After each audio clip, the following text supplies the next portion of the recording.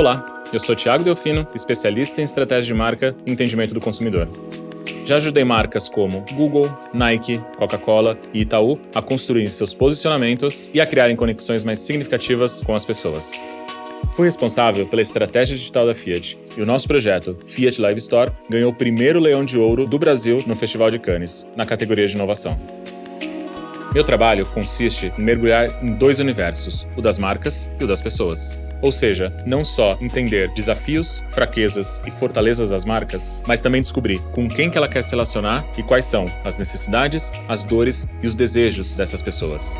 Para isso, uso recursos da sociologia, da psicanálise, do design e até do cinema. Essas áreas me dão base para contar uma boa história.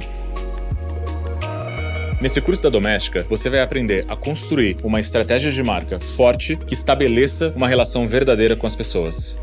Como projeto final, você vai aprender a criar uma estratégia de marca do zero, analisando características, público-alvo e o problema a ser resolvido. Vamos começar descobrindo quais são as definições para construir um posicionamento bem-sucedido. Como analisar uma marca e a forma como enquadramos um problema são algumas das questões que vou abordar.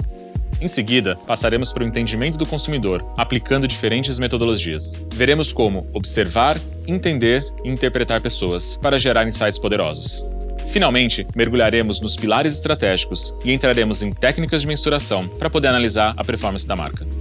Ao terminar, você será capaz de construir uma estratégia para pequenas ou grandes marcas baseado no entendimento do consumidor.